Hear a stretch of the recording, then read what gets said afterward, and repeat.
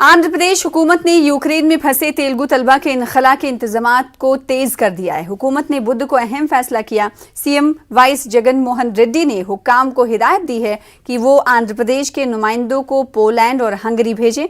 AP हुकूमत ने तलबा की तफसीलात महकमे खारजा को फराहम की है। वाज़ेह है कि यूक्रेन के खिलाफ रूस की फौजी कार्रवाई 7 रोज से जारी है। शदीद जंग भी जारी है।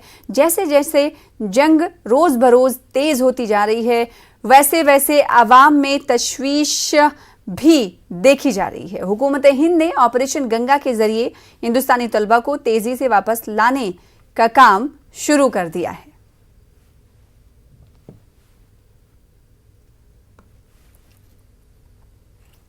आंध्र प्रदेश वक्फ बोर्ड के सदरनशीं कादिर बादशाह ने बोर्ड की आमदनी में इजाफा करने का अज़्म जाहिर किया है। इन्होंने कहा है कि बोर्ड की आमदनी को सालाना 8 करोड़ से बढ़ाकर 100 करोड़ करने का निशाना तय किया है और काफ़ी इमलाक को लीज पर देने पर भी गौर किया जा रहा है। कब्जों को हटाने की संजीदा कोशिशें भी की जाएंगी। कादिर बादशाह ने बताया कि आंध्र प्रदेश में 65,000 एकड़ और काफ़ी इमलाक हैं, लेकिन 31,000 एकड़ जायदाद पर गैर कानूनी कब्जा किया गया है। अदालतों में ज़ेरे इल्तवा मामलों की यकसोई से तेजी लाने की कोशिशें की जाएंगी।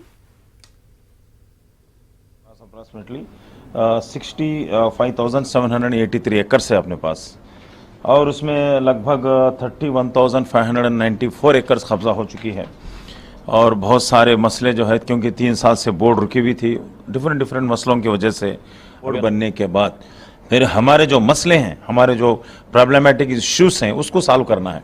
और हम इनकम जो है काफ़ी अभी भी कोर्ट केसेस चल रहे हैं, अभी भी काफ़ी ज़मीन कब्जे में, तो कैसा करना क्या करना। अभी जो है मैं पूरे ऑफिसर्स को भी बात कर रहा था कि अभी कैसा करेंगे, जो इंक्रेजर्स हैं उनको कैसा करना। और हमारे ज़मीना जो बचे हुए हैं क्या हम इसको ऐसी हिफाजत कर लेके बैठे, ऐसा भी नहीं, उसको हम क्या करेंगे लीज को भी देने का प्लान कर रहे हैं क्योंकि तकरीबन अभी हमारे हाथ में 35,000 एकड़ है। उसको कैसा लीज पे देना, कैसा इनकम हमको आना, अच्छा से अच्छा हमको जो है।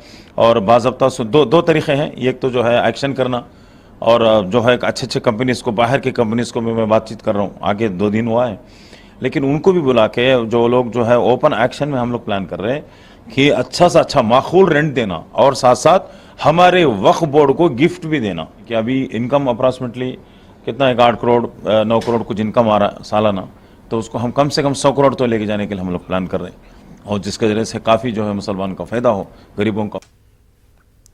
सीएम जगन मोहन रेड्डी ने बैंकों से कहा कि वो आंध्र प्रदेश हुकूमत के जरिए चलाए जा रहे प्रोग्रामों के मुनासिब नफाज के लिए ताउन करें। आंध्र प्रदेश के वजीर आला वाईएस जगन मोहन रेड्डी ने सीएम कैंप ऑफिस में नाबार्ड के सालाना लोन प्लान का जायजा लिया। सीएम ने रियासती हुकूमत के जरिए चलाए जा रहे फलाही प्रोग्रामों में ताउन करने की ख्वाहिश जाहिर की। उन्होंने कहा कि उनकी हुकूमत ज़रई शोबे को सबसे ज़्यादा तरजीह दे रही है। उन्होंने कहा कि बीज, खाद, टेक्नोलॉजी और फसल की खरीदारी के लिए किसान भरोसा सेंटर कायम किए गए हैं। हुकूमत गांव की सतह पर ई क्रॉपिंग कर रही है। वजीर फाइनेंस बी राजेंद्र नाथ, वजीर ज़राअत के बाबू, पंचायती राज के वजीर पी रामचंद्र रेड्डी, नाबार्ड के चेयरमैन और दीगर इस मौके पर मौजूद रहे।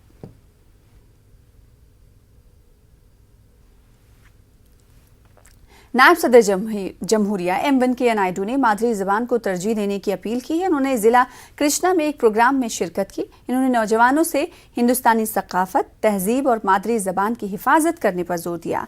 आला तालीम और साइंस एंड टेक्नोलॉजी में महारत हासिल करने का भी मशवरा दिया।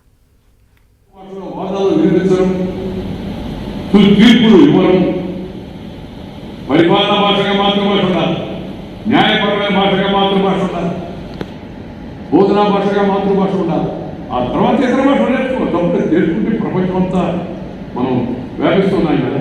ముందు మన మాతృభాషను మనం గౌరవించుకొని పునాదులు ఏర్పరచుకొని తర్వాత ఇతర భాషలు కూడా ఏం అభ్యంతరం, ఇంగ్లీష్ మాట్లాడుతూ అభ్యంతరం, హిందీ మాట్లాడు, ఇంగ్లీష్ మాట్లాడు, ఫ్రెంచ్ మాట్లాడు, రష్యన్ మాట్లాడు, పర్షియన్ మాట్లాడు, ఉర్దూ మాట్లాడు, ఏదైనా మాట్లాడు. ముందు అసలు విషయం, అసలు భాష, అమ్మ భాషను మర్చిపోవద్దని నేను చెప్తుంటాను కదా.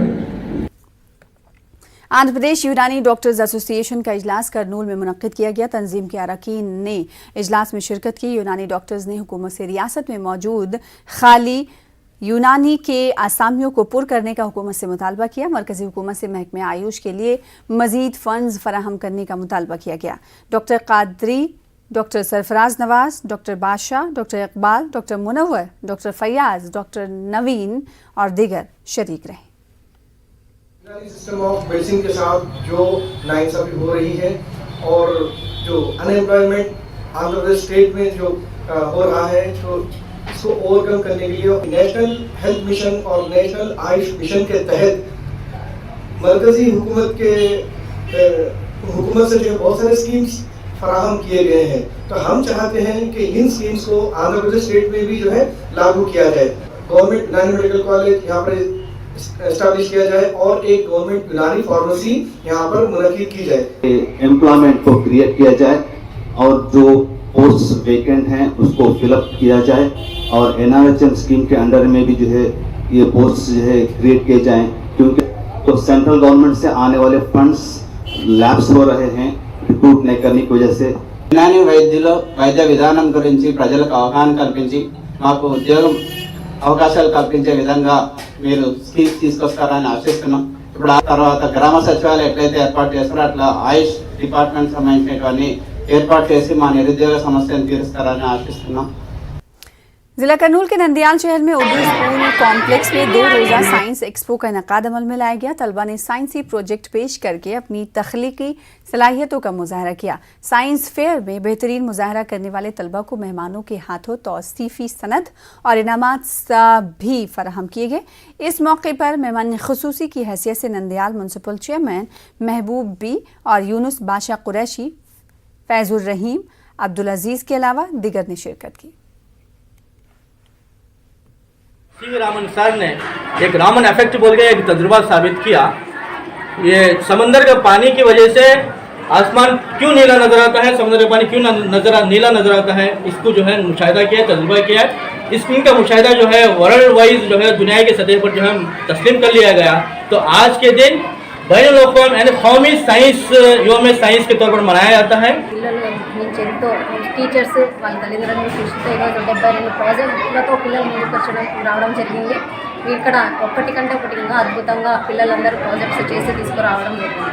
దీనివల్ల పిల్లలు ప్రాజెక్ట్స్లలో పాల్గొనడం వల్ల వాళ్ళ ఎంతో సైన్స్ పట్ల మరియు ఇంకా లోకజ్ఞానం పట్ల ఎంతో అవగాహన కలుగుతుంది। దీన్ని ప్రోత్సహించిన టీచర్స్ మజీద్ గారిని నేను ఎంతో అభినందిస్తూ రాబోయే तेलुगु देशम पार्टी लीडरों ने विजयवाड़ा धरना चौक पर एहतजाज किया। एहतजाजियों ने जगन हुकूमत पर ब्राह्मण कॉरपोरेशन को नजरअंदाज करने का इल्जाम लगाया। उन्होंने हुकूमत से ब्राह्मण तबके के लिए फलाही स्कीम पर अमल करने की मांग की। तेलुगु देशम लीडर बी उमा महेश्वर राव ने BC, माइनॉरिटी और दिगर कॉरपोरेशन को फंड्स नहीं मिलने की शिकायत की, साथ ही आवाम को धोखा देने का इल्जाम भी लगाया। ఇవాళ బ్రాహ్మణ కార్పొరేషన్ నిర్వీర్యం అయిపోయింది। కనీసం చైర్మన్ కి కూర్చోడానికి కుర్చీ లేదు, తాగడానికి టీ తాగడానికి బడ్జెట్ కూడా లేకుండా నిర్వీర్యం చేశారు। మళ్ళా దాన్ని తీసుకెళ్లి BC కార్పొరేషన్లో కలిపేస్తున్నామని చెప్పి కలిపేశారు। అంటే ఇవాళ బ్రాహ్మణ కార్పొరేషన్ ఉనికికే ఈ వైసీపీ ప్రభుత్వం ప్రమాదంలో తీసుకొచ్చింది। రాబోయే రోజుల్లో ఈ కార్పొరేషన్ ఎత్తేపోతా ఉన్నారు। ఇవాళ BCలకి అదే పనిచేశారు, SCలకి అదే పనిచేశారు, మైనార్టీ కాపు సోదరులకి అన్నింటినీ కూడా ఆర్భాటంగా కార్పొరేషన్లు పెట్టారు। ఇవాళ అధికారంలోకి వచ్చినాక నిధులు కూడా లేక ఇవాళ ఏ సామాజిక వర్గానికి కూడా మేలు జరగక అందరూ కూడా అనేక సమస్యలు ఉన్నాయి। जिला कड़पा कलेक्टर V विजय रामाराजू ने जगन अन्ना थोड़ो स्कीम की तीसरी किस्त जारी की। इस स्कीम के तहत छोटे ताजिरों को खुद कफील बनाने की कोशिश की जा रही है। जगन मोहन रेड्डी ने कैंप ऑफिस से इस्तिफादा कुनिंदगान के बैंक खाते में ऑनलाइन तरीके से रकम मुंतकिल की। जिला कड़पा के शहरी और देही इलाकों में 37,721 छोटे ताजिरों को अहल करार दिया गया। कलेक्टर ने चेक भी तकसीम किए। इन्होंने कहा कि इस स्कीम के तहत ताजिरों को बगैर किसी सूद के 10,000 रुपए दिए जा रहे हैं। श्रीसेलम में शिवरात्रि के मौके पर मल्लिकार्जुन स्वामी मंदिर में खुसूसी पूजा का एहतमाम किया गया। लाखों की तादाद में मुख्तलिफ रियासतों से अकीदतमंदों ने हाजिरी दी। जिला इंतजामिया की जानिब से अकीदतमंदों के लिए तमाम तर सहूलत फराहम की गई। शिवरात्रि के मौके पर जिला कलेक्टर P कोटेश्वर राव और जिला SP CH सुधीर कुमार रेड्डी और दिगर ने रास्ते तौर पर इंतजामात की निगरानी ली।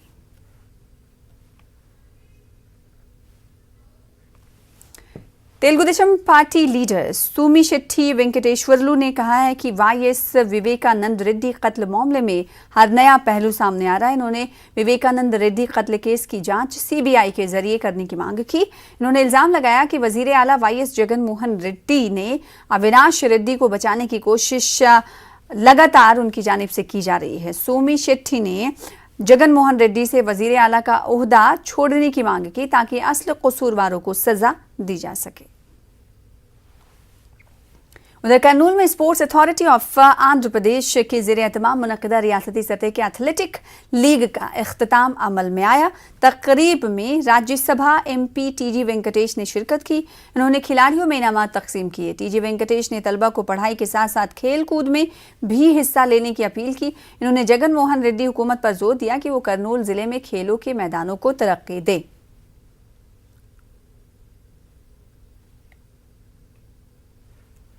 గేమ్స్ ఇక్కడ నడవటం జరిగింది.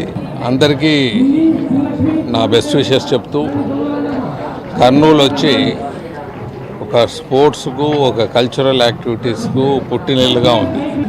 నేను స్టేట్ గవర్నమెంట్స్కు విన్నపించేది ఏమంటే యూత్ పీస్ఫుల్గా ఉండాలంటే స్పోర్ట్స్ యాక్టివిటీస్ చేయండి, స్పోర్ట్స్ మీద దృష్టి పెట్టండి. ప్లే గ్రౌండ్స్ అనేది అంతరించిపోతూ ఉన్నాయి. పలుమార్లు చెప్పడం జరిగింది. నేను అధికారంలో ఉన్నప్పుడు ఏదో విధంగా కొన్ని చేయటం జరిగింది, ముఖ్యమంత్రి గారిని ఒప్పించి. అలాంటివి ఇప్పుడు కరువైపోతున్నది.